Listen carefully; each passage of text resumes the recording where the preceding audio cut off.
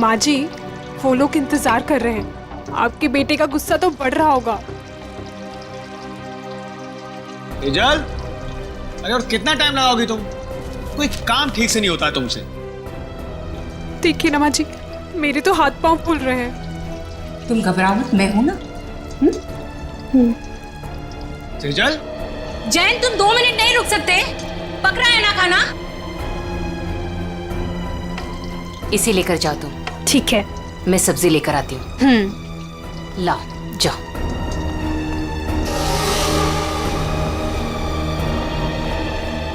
Thank God, आज खाना तो ठीक वक्त पर आ गया।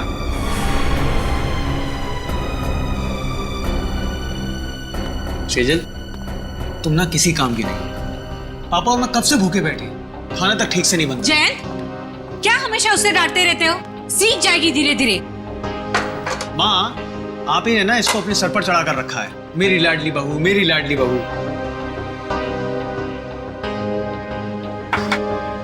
घबराओ मत, मैं हूं ना।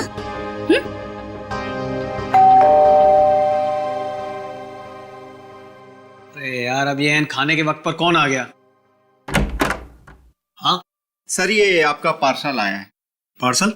जी हाँ पर भेजा किसने? सर, एक तो आपने पड़ा हुआ पार्सल लेके आया हूँ और ऊपर से मुझसे ही सवाल कर रहे हैं। तो हमने अभी तक किसी को एड्रेस नहीं दिया, तो पार्सल कैसे आ गया?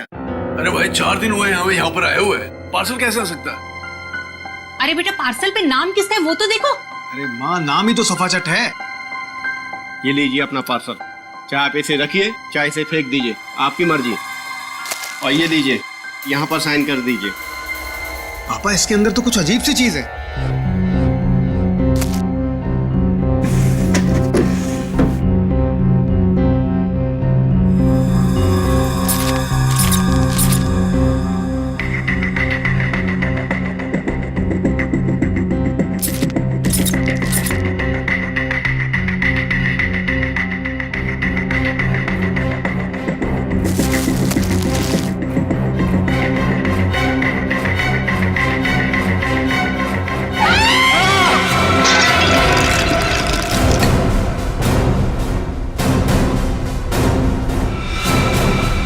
ये किसने भेजा है हमारे घर ऐसा?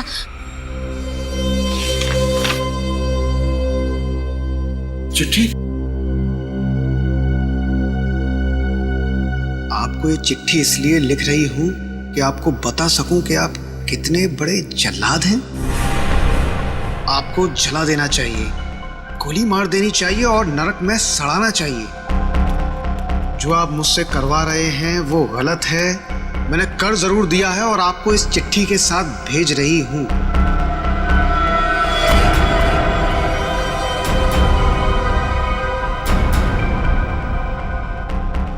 लेकिन अब बस, अब मैं आपके लिए ये घोर पाप नहीं करूंगी। मैं कुछ नहीं करूंगी। अब उसे मारना है या नहीं आप देखो। मैं अपने गांव बरोलपुर वापस जा रही हूं और आपको कभी नहीं मिलूंगी। आप बहुत ही घटिया आदमी हो और मैं अब नहीं डरती आपसे। आपकी गायत्री?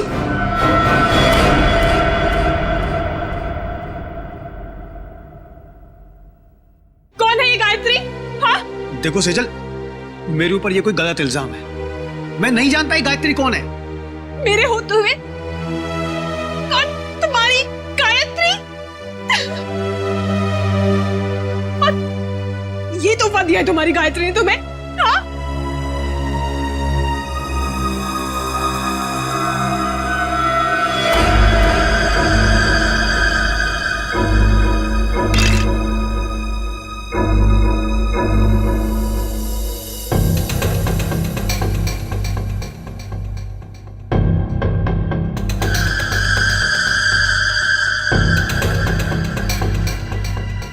माय गॉड, छोटे बच्चे की कटी हुई उंगली है सर। फॉर्मल्डिहाइड में रखी है, लगता है 5-6 दिन पुरानी होगी सर। उंगली काट के भेजा है, मतलब ब्लैकमेलिंग किडनैपिंग का केस लग रहा है सर।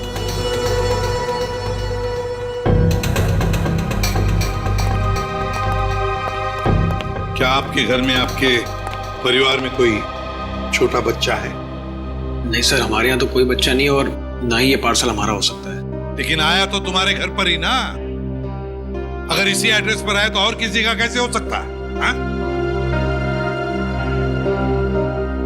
चिट्ठी कहाँ है वो? सब जिसके लिए लिखी गई थी उसके पास ही होगी। अरे यार, क्यों मुझे मरवाने पर तुले हुई हो? सर, चिट्ठी।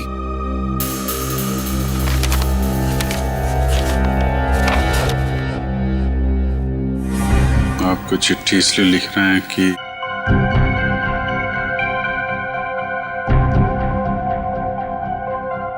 बहुत ही घटिया आदमी हो, और मैं नहीं डरती आपसे। आपकी गायत्री। सर, हमें नहीं पता ये चिट्ठी में ये लड़की क्या बात कर रही है, और हम गायत्री को नहीं जानते। सर, जिसे ये पार्सल मिलने वाला था उसका नाम तो लिखा था, मगर अब इसे पढ़ पाना बड़ा मुश्किल है। अच्छा, हाँ ठीक है, पता तो लगा ही लेंगे। लेकिन इस गायत्री ने एक छोटे बच्चे की उंगली काट कर यहां भेजी है आपके पास, और तुम लोग कह रहे हो कि तुम्हें कुछ पता नहीं ये गायत्री कौन है। तो क्या उसके सपने में आया ये आप लोगों का एड्रेस? मैं आपसे कह रही थी ना, ये घर मत खरीदो मत खरीदो। देखा भी क्या हुआ। तो क्या आप लोगों ने ये घर खरीदा है? कब खरीदा? सर, हम तो 4 दिन पहले ही यहाँ पर शिफ्ट हुए हैं। सर, कहीं ये पार्सल पहले वाले के लिए तो नहीं? कौन रहता था यहाँ पे? मेरा नाम धनराज है। 30 लाख तो क्या, तुम्हारे इस निकम्मे बेकार पति को मैं 30 फूटी कौड़ियां भी दे दूं। अब पापा क्या क्या बोले जा रहे हो? आप सोच भी रहे हो? सोहन इस घर के दामाद है, मेरे पति है। जैसे कि हीरा ढूंढ के लाई। एक तो मेरी मर्जी के बगैर शादी की, ऊपर से ये घर जवाई लाके बिठा दिया यहाँ पर। बस पापा, अब आप शांत हो जाइए, मत लेके इनके मुंह। वैसे भी आपका ब्लड प्रेशर बढ़ा हुआ है। और मोनिका, तुम दोनों भी जाओ यहां से। अब क्या हम अंदर आ सकते हैं? जी, आप लोग? हम लोग सीआईडी से हैं। सीआईडी? जी हाँ। कहिए। आपका जो पुराना घर है जिसे आपने मिस्टर जयंत को भेजा है, वहां पे एक पार्सल आया है, उसके बारे में कुछ पूछताछ करनी है। हे भगवान, उंगली।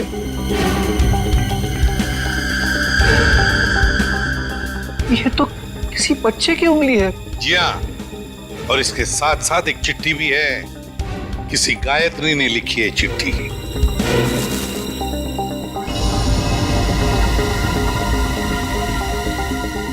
कौन है ये गायत्री? सर, हमारे तो पूरे खानदान में कोई दूर दूर तक गायत्री नहीं है। सर, हमारे परिवार में कोई बच्चा नहीं है जिसकी ये उंगली है। बिना जान पहचान के कोई यूं ही ऐसी चिट्ठी भेज देगा क्या?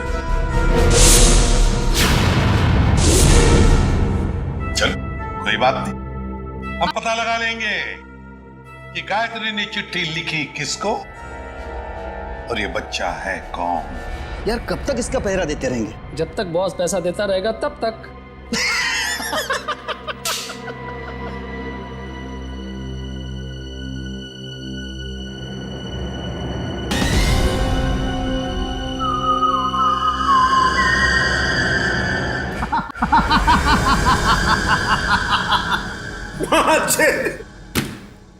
कटी हुई उंगली देखकर सदमा लगा इसे।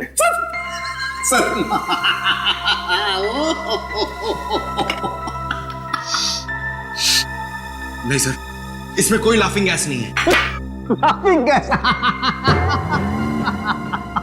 ये देख साउंड के, तुझे हमने सिर्फ इतना बताया कि गायत्री नाम की एक औरत ने एक बच्चे की उंगली काट दी, और तुझे हंसी के फव्वारे फूट रहे हैं। यार, सिर्फ इतना ही कहा है ना कि ये उंगली शायद 5-6 दिन पहले काटी गई है, क्योंकि सही सलामत है, सड़ना शुरू नहीं हुई है। उंगली तो ठीक है, लेकिन ये फॉर्मेल्डिहाइड का क्या? फॉर्मेल्डिहाइड का क्या? हाँ, क्या? ये देखो, रिपोर्ट पढ़ो फॉर्मेल्डिहाइड की। क्या? फॉर्मेल्डिहाइड सॉल्यूशन 6 साल पुराना है? 6 साल? पंकज, क्या हुआ? लगता है फॉर्मल्डिहाइड पी गया इसे। सर, इसने अभी अभी कटी हुई उंगली का फॉर्मल्डिहाइड सूंघा है। सालूम के साहब ने सूंघा, सालूम के साहब गए। पंकज ने सूंघा, पंकज आया। अब तुम भी सूंघ लो। नहीं सर, मेरी वाइफ ने कहा है हंसना मना है। सालूम के से हमें इतना बेवकूफ मत समझिए। ये फॉर्मल्डिहाइड भले 6 साल पुराना हो, मगर इसकी कटी हुई उंगली थोड़ी 6 साल पुरानी होगी। और नहीं तो क्या और नहीं तो क्या? ऐसा नहीं हो सकता कि इस गायत्री के पास 5-6 साल पुराना फॉर्मल्डिहाइड हो जिसमें उसने ये उंगली रख दी। क्यों? अब चुप क्यों हो गए? और यार वो क्या जब है? फॉर्मल्डिहाइड 6 साल पुराना तो उंगली भी 6 साल पुरानी हो गई। देखो बॉस, वो जो चिट्ठी गायत्री ने भेजी है ना, उस चिट्ठी पर जो स्याही है, मैं उस स्याही के अंदर घुसूंगा और पता चल जाएगा। हाँ, ये लो, सालू के साहब अब चींटी बन के दिखाएंगे। कैसे? कुछ पी जाएंगे और क्या, चींटी बन जाएंगे। ओ, अगर चींटी नहीं बनेंगे तो इनके अंदर घुसेंगे कैसे, है ना?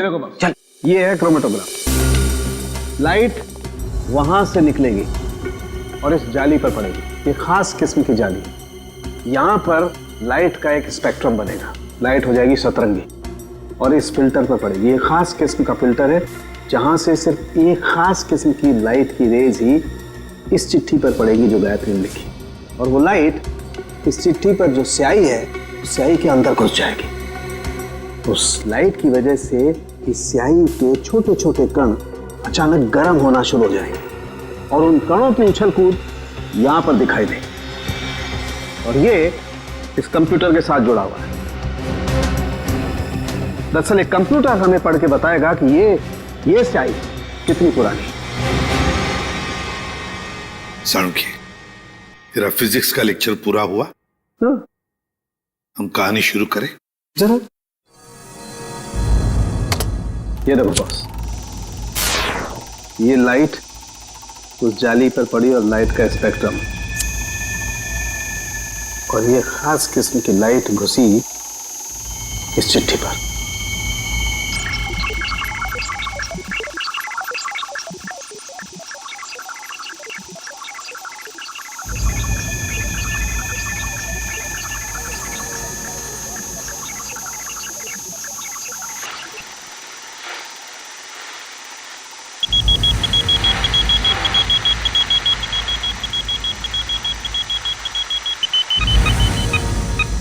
साल बस गायत्री ने चिट्ठी 6 साल पहले भेजी। गायत्री ने चिट्ठी लिखी 6 साल पहले और चिट्ठी पहुंची अब 6 साल बाद। सर, 6 साल पहले कटी हुई उंगली आज मिली। सर, न जाने इन 6 सालों में इस बच्चे के साथ क्या क्या हुआ होगा। हाँ, 12-13 साल का तो हुआ होगा बच्चा। सर, इस गायत्री को हम ढूंढ निकालेंगे। गायत्री को भी और उस बच्चे को भी। बरुलपुर जाने का इंतजाम करो। हम घर तो दिखा दे रहे हैं आप लोगों को गायत्री का, लेकिन 9 साल हो गए जब वो इस बरुलपुर से गायब हुई है। गायत्री के माँ बाप किसी से उसके बारे में कोई बातचीत नहीं करते हैं। इतना तो बता सकते हैं कि अभी वो कहाँ है, किसके साथ है? मुश्किल है साहब, पति पत्नी दोनों पूरे गांव से कटे रहते हैं, किसी से कोई बातचीत नहीं। लेकिन ऐसा क्यों? पता नहीं, हम तो उनके दरवाजे पर जाएंगे नहीं, और हमको नहीं लगता है कि आप लोगों के लिए वो दरवाजा भी खोलेंगे। टेलीग्राम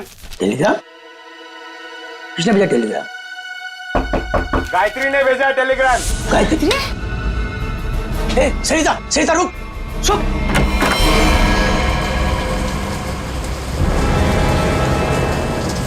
कौन है भैया आप लोग? हम लोग सीआईडी से। सीआईडी से? और आपकी बेटी गायत्री को ढूंढते ढूंढते मुंबई से यहाँ आए। मुंबई से?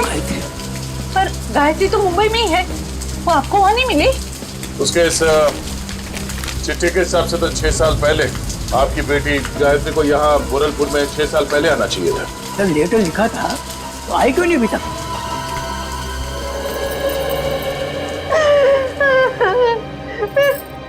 कहाँ गई मेरी बच्ची?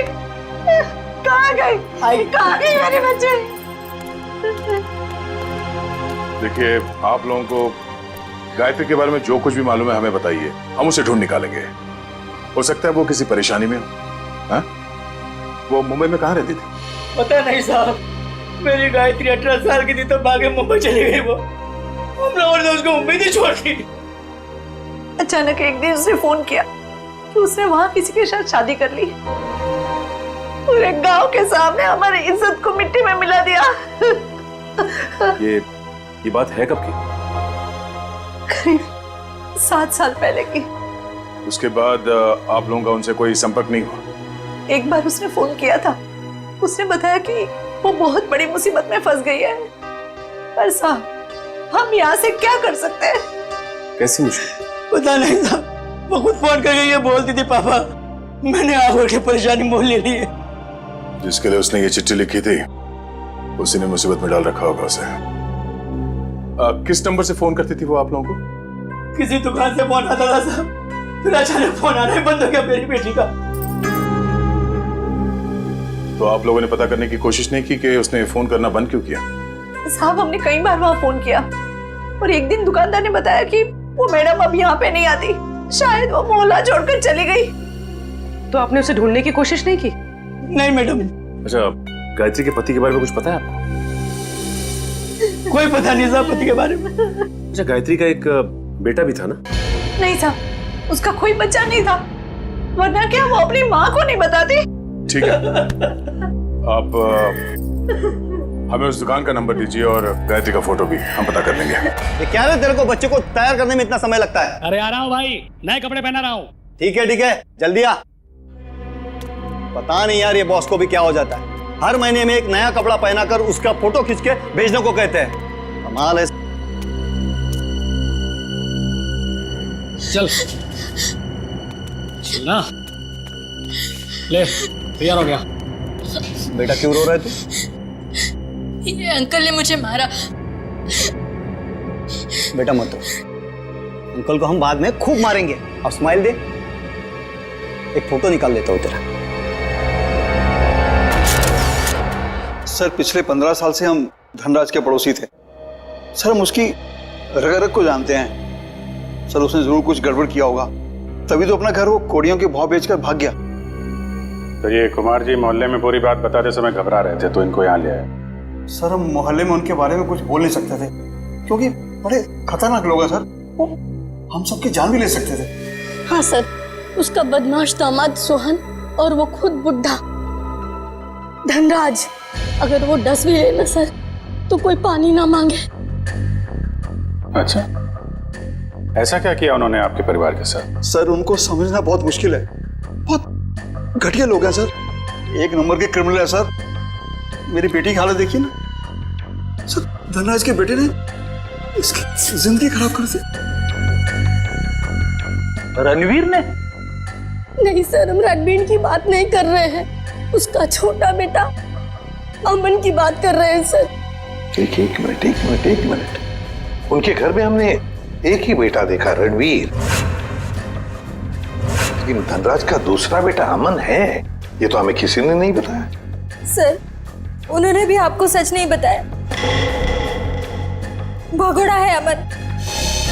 सर उससे मेरी शादी होने वाली थी और सगाई के दिन ही वो मुझे छोड़कर भाग गया, पता नहीं कहाँ चला गया था। ये धनराज और उसका परिवार तो काफी शातिर निकला सर। गायत्री का फोटो दिखाओ इन्हें। सर, इसे कभी देखा उनके परिवार में? ये गायत्री? नहीं, कभी नहीं देखा। अच्छा, कोई बच्चा भी था उनके परिवार में? नहीं सर, कभी कोई बच्चा नहीं देखा। अभिजीत, ये अमन वाली बात मुझे गड़बड़ लगती है। क्या उस अमन के बारे में और कुछ बता सकती हो तुम? हाँ सर, अमन और उसके पापा की बिल्कुल नहीं बनती थी, इसीलिए वो एक गोरेगांव के रेस्टोरेंट में काम करता था, फिर पता नहीं अचानक कहाँ गायब हो गया। अभिजीत, तो गोरेगांव में जाकर पता लगाओ किस होटल में ये अमन काम करता था। ये तो बहन जी है। बहन जी? हाँ साहब, सीधी सादी सी थी, हमेशा दुखी दुखी रहती थी, तो मैं इन्हें बहन जी कहता था। करीब 5-6 साल हुए हैं, अब मेरी दुकान पे नहीं आती हैं। आप बता सकते हैं कि वो इतना दुखी क्यों रहते थे? मैडम मुझे नहीं मालूम, ये तो उनके पति ही बता सकते हैं। आप उनके पति को जानते थे? नहीं साहब, उनके पति को तो कभी देखा नहीं, लेकिन अक्सर हर दूसरे दिन बहन जी मेरी दुकान पर अकेली ही आती थी। यहाँ से अपने गांव फोन करती थी, अपनी जरूरत का सामान लेती थी और चली जाती थी। उसके साथ कोई बच्चा भी आता था 5-6 साल का? नहीं साहब, मैंने कभी कोई बच्चा नहीं देखा इनके साथ। अच्छा, ये बहन जी रहती कहाँ पर थी? साहब अगर मुझे इनके घर का पता मालूम होता तो मैं अपने उधार के 2500 रुपए वसूल नहीं कर लेता इनसे। सर अगर ये गायत्री हर दूसरे दिन यहाँ फोन करने आती थी तो इसका मतलब तो यही है ना कि कहीं आसपास ही रहती होगी। इतनी वाहियात फिल्म थी ना कि मैं तो पूरी पिक्चर में ही सोता रहा। क्या बात कर रहे हो? तो और क्या इतनी बकवास पिक्चर? अरे एकदम बकवास। अरे समझ सुनो, आप करना जरा ये फोटो देखिए। आप लोग इस औरत को पहचानते हैं? भाई साहब आप किसी और से जाके पूछ लीजिए ना, आप देख नहीं रहे हम लोग बातचीत कर रहे हैं। अरे भाई साहब 1 मिनट फोटो देख लोगे तो क्या जाएगा आपका? क्यों भाई, जबरदस्ती है बताना। अब जबरदस्ती समझो या फिर मजबूरी, जरा ये फोटो देख के पहचानिए। हम लोग सीआईडी से। जी हाँ, सीआईडी से। अब देखिए और बताइए। ये औरत, ये तो वही है ना सर, इसकी वजह से मेरे को बहुत मार पड़ी है सर।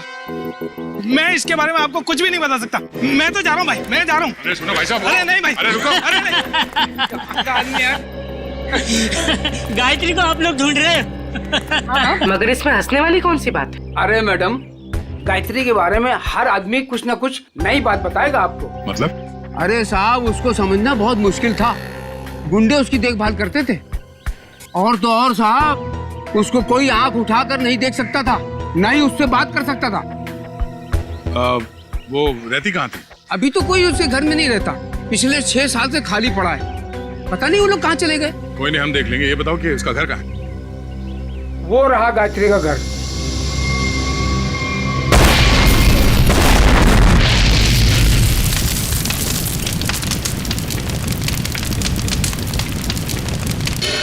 ये तो अमन साहब हैं सर। ये बहुत पहले यहाँ पर मैनेजर होते थे सर, बहुत खड़ूस थे ये, 1 सेकंड चैन से नहीं बैठने देते। अच्छा ठीक है ठीक है। उनके बारे में हमें कुछ और बता सकते हो? हाँ साहब, सुना है कि इनके पिताजी के साथ इनकी बिल्कुल नहीं बनती थी, इसीलिए वो इतने बड़े बाप की औलाद होने के बाद भी यहाँ काम करते, और फिर किसी रईस लड़की से उन्होंने शादी कर ली और फिर शायद वो बेंगलोर चले गए। और क्या सर, करीब 6 साल पहले एक कार एक्सीडेंट में वो, उनकी पत्नी और उनका बेटा मारे गए। तीनों मार गए? सर सुना तो ऐसा ही था। उनकी पत्नी का नाम गायत्री था क्या? नहीं सर, गायत्री तो नहीं था, नाम तो कुछ और था सर। पहले याद था पर अब याद नहीं आ रहा। मैं तुमने बताया उनका बेटा भी था? हाँ सर, करीब 5-6 साल का था जब वो एक्सीडेंट हुआ था। Thank you very much. वो उंगली 5-6 साल पहले की कटी हुई है, किसी 5-6 साल के बच्चे की है, और अमन के बेटे का एक्सीडेंट भी 5-6 साल पहले हुआ था, और वो चिट्ठी भी 5-6 साल पहले लिखी है। तो ये बच्चा तो पोता निकला धनराज का। कहीं ऐसा तो नहीं कि ये बच्चा भी जिंदा हो? मुझे भी ऐसे ही लग रहा है। जरा बैंगलोर फोन करो और पुलिस स्टेशन से एक्सीडेंट के सारे रिकॉर्ड मंगवा लो। इस गायत्री का कुछ ना कुछ लेना देना है धनराज परिवार से। और ये धनराज सारी बातें हमसे छिपा क्यों रहा है?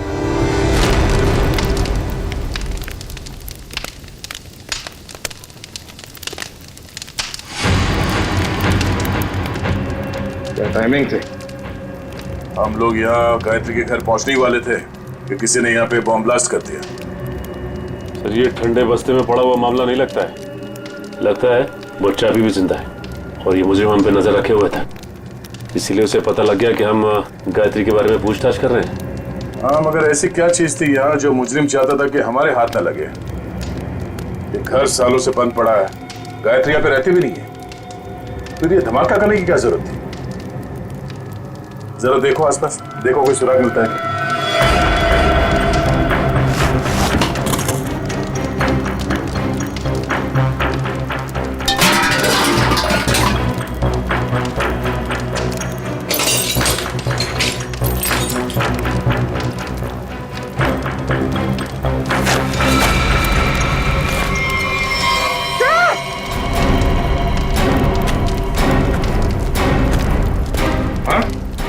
तो ये देखिए,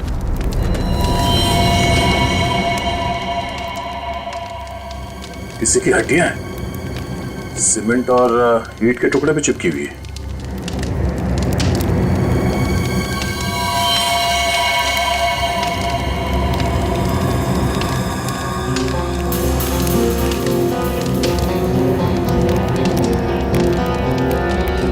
इतनी सारी हड्डियां, लगता है यहाँ पे किसी की लाश को गाड़ दिया गया था और उस कंकाल को नष्ट करने के लिए ब्लास्ट किया गया। तो मतलब मुझे नहीं चाहता था कि कंकाल हमारे हाथ लगे। एक काम करो, ये जितनी भी हड्डियां सब उठा लो और लाश की खोपड़ी भी ढूंढो, यहीं कहीं होनी चाहिए आसपास।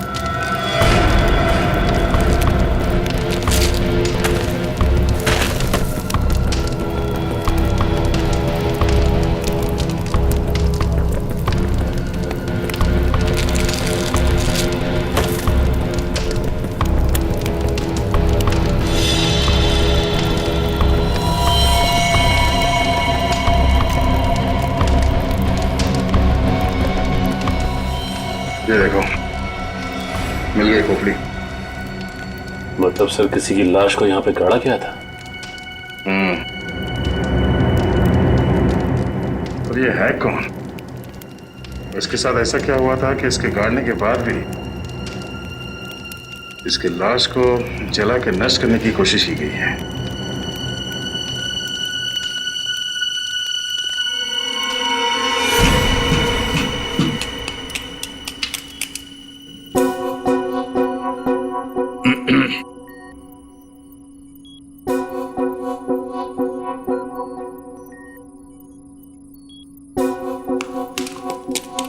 सालुंखे, तू एक ही हड्डी निकालते रहे ना, हम यहाँ खड़े खड़े भजन करते हैं। हाँ? बॉस, आप वक्त से पहले आकर के खड़े हो गए मेरे सर। ये हड्डियां किसकी है बता? ये हड्डियां एक लड़की की है। सर, गायत्री के घर में लड़की की हड्डियां? कहीं कहीं हड्डियां गायत्री की तो नहीं? पता नहीं गायत्री की हैं या नहीं है, ये तो तभी पता चलेगा जब हम इस खोपड़ी पर चेहरा बना लेंगे।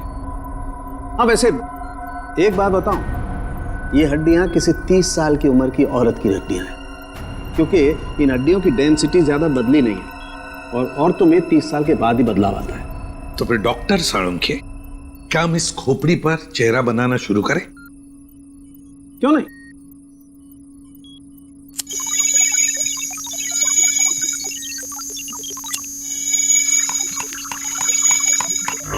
वैसे एक बात बताओ, जिस किसी ने भी गायत्री के घर में ब्लास्ट किया है, उससे बड़ा गधा संसार में कोई और होगा नहीं। वो क्यों? सिंपल सी बात है, अगर वो ब्लास्ट नहीं करता तो ये खोपड़ी बाहर नहीं आती, और अगर ये खोपड़ी बाहर नहीं आती बॉस, तो हम इस खोपड़ी पर चर्चा नहीं कर रहे होते।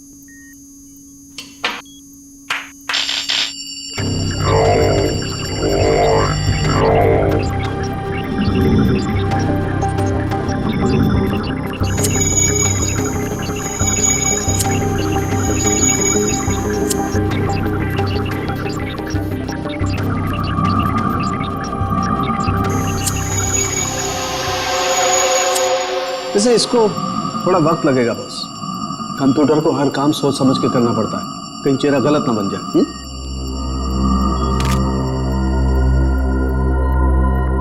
माय गॉड, ये क्या है? ये देखो बॉस, ये तो सोना है, गोल्ड।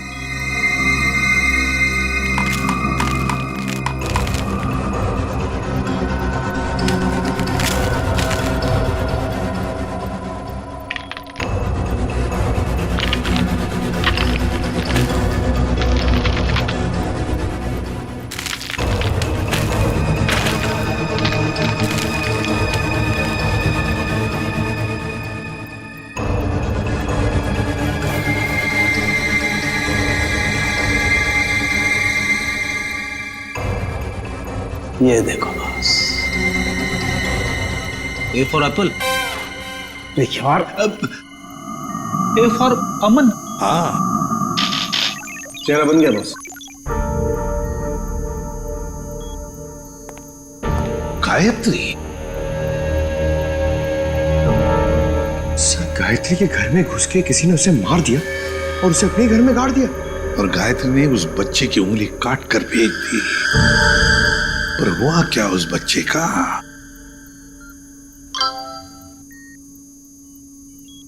सर, बैंगलोर पुलिस ने एक मेल भेजा है। लिखा है कि 6 साल पहले अमन अपनी वाइफ के साथ कहीं जा रहा था।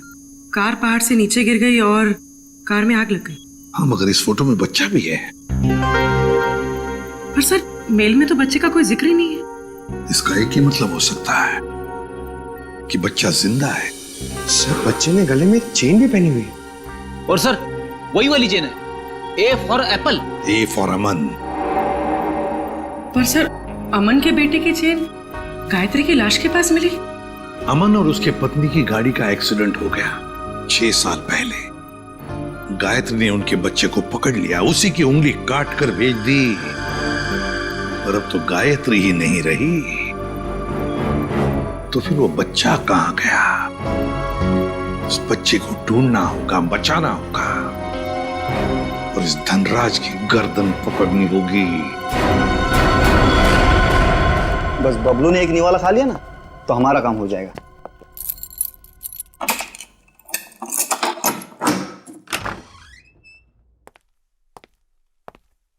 बबलू बेटा, ले बेटा खाना खा ले। ये मेरे लिए?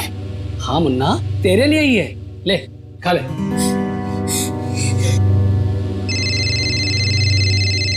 बॉस? हाँ बॉस। हाँ, बस निकल ही रहे। हाँ बॉस, आपका काम हो गया बॉस। चल निकल। चल।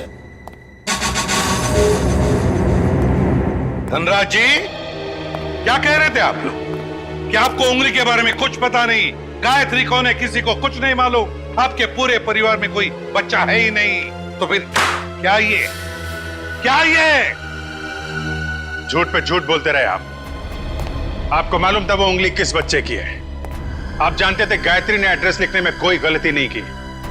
आपने ये बताना जरूरी नहीं समझा कि आपका एक और बेटा था, अमन, जिसका एक 5-6 साल का बच्चा है? क्यों?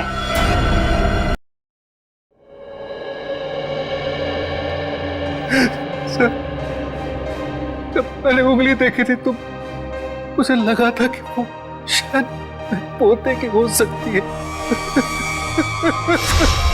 सर बचा लीजिए उसे, सर बचा लीजिए, सर प्लीज बचा लीजिए उसे। वो किसी की कैद में है पिछले 6 साल से। उसने कहा है कि जब तक मैं उसे पैसे देते रहूं तब तक वो उसे जिंदा रखेगा।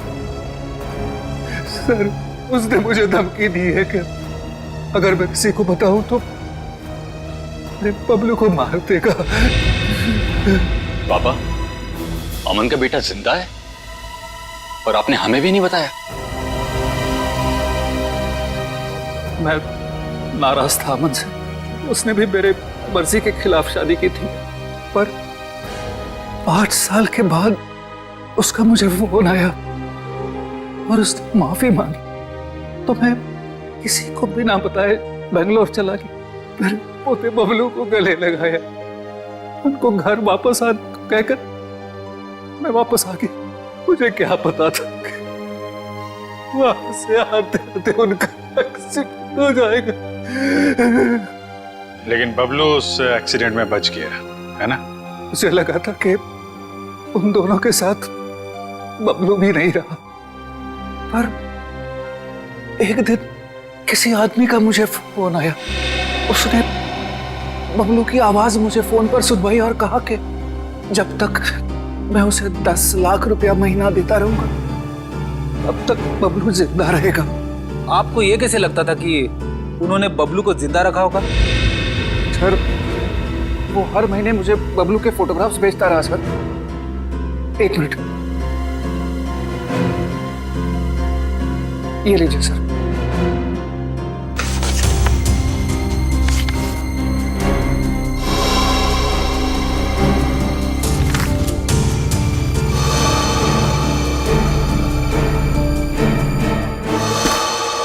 आपने उस किडनैपर का फोन नंबर तो नोट किया होगा ना? नहीं सर, वो हर बार अलग अलग नंबर से फोन करता रहा। अब तक एक भी बार नंबर रिपीट नहीं हुआ सर। धनराज जी, ये किडनैपर तुम्हारे साथ पैसे का खेल खेलता रहेगा, झूठी उम्मीद दिलाता ही रहेगा। लेकिन अब ज्यादा दिन उसका ये खेल हम नहीं चलने देंगे। नहीं चलेगा उसका ये खेल।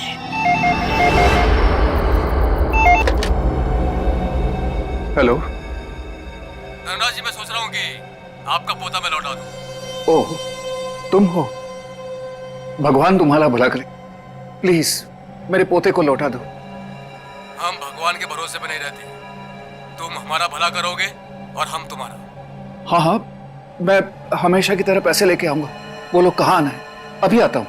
नहीं, अभी नहीं, कल सुबह ठीक 7 बजे कल्लू गैरेज, और इस बार 10 करोड़ लेकर आना। 10 करोड़? हाँ, 10 करोड़। पर इतने सारे कैश पैसे मैं कहाँ से ले आऊंगा? इसीलिए तो 12 घंटे का समय दे रहा हूँ ना। और सुनो, कोई चालाकी नहीं, वरना अपने पोते से हमेशा के लिए हाथ धो बैठोगे। नहीं नहीं, प्लीज कुछ भी मत करना मेरे पोते को। मैं पहुंच जाऊंगा, 7 बजे के पहले ही पहुंच जाऊंगा। Hello hello hello.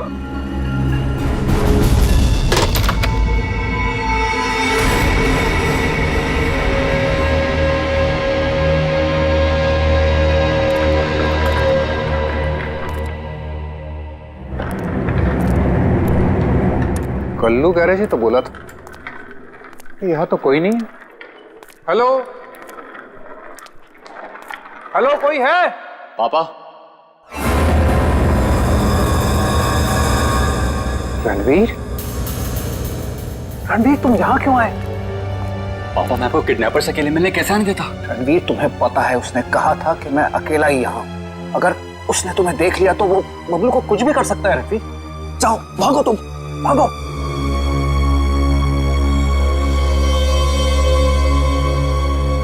पापा, अगर मैं ही यहां से चला गया तो आपको आपके लाडले पोते से कौन मिलाने वाला है? क्या? तुम? यहाँ मैं ही आपके पोते को 6 साल से पाल रहा हूं। क्या कह रहे हो रणवीर? तुम ऐसे कैसे कर सकते हो? मैं तुम्हें... अरे पापा, आराम से, शांति, नहीं तो ब्लड प्रेशर हाई हो जाएगा। आपका पोता बिल्कुल ठीक ठाक है। ले आओ रे।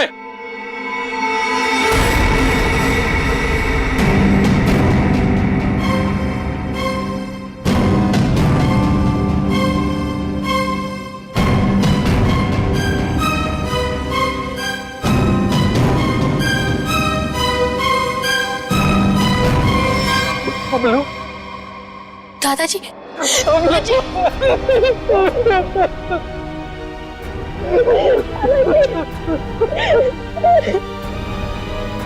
मैं आ गया हूं। तुम्हें कोई कुछ नहीं करेगा। चलो घर चलते। अरे रुकिए पिताजी, रुकिए। जाते जाते जरा इन कागजात पे साइन करते जाइए, देख लीजिए। वो क्या है ना कि ये सब हो जाने के बाद आप और मैं एक साथ तो रह नहीं सकते, तो आपका घर और फैक्ट्री मेरे नाम कर जाइए और दफा हो जाइए। तो जैसे विश्वासघातकी को तो मैं एक फूटी कौड़ी भी नहीं दूंगा। दोगे पापा, दोगे। जब आप बिना देखे अपने पोते के लिए करोड़ों रुपए दे सकते हो, तो देखने के बाद तो इतना दे ही दोगे। नहीं मिलेगी, एक फूटी कौड़ी भी नहीं मिलेगी। अच्छा, देखते। क्या कर रहे हो? सोच लीजिए। दादाजी नहीं। बुढ़े साइन कर, दोबारा मौका नहीं दूंगा।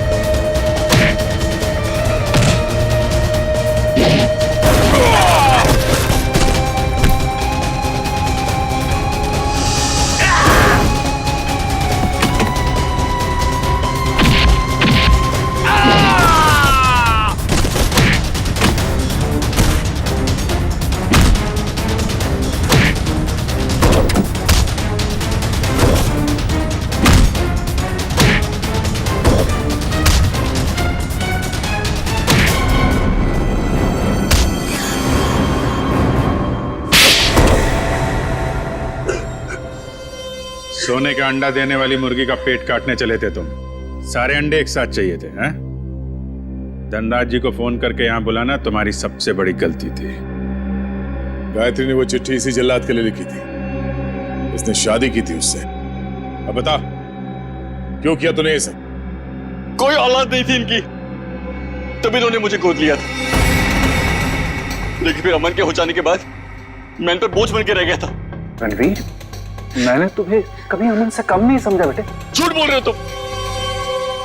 अमन ने इनकी मर्जी के बगैर शादी की थी और वो घर छोड़ के चला गया। तो मुझे लगा शायद अब मुझे मेरा हक मिल जाएगा, लेकिन नहीं, सुलह करके आ गया उसके साथ। इसलिए तुमने अमन को एक्सीडेंट में मरवा दिया? हाँ, लेकिन उस एक्सीडेंट में अमन का बेटा अंकित बच गया था।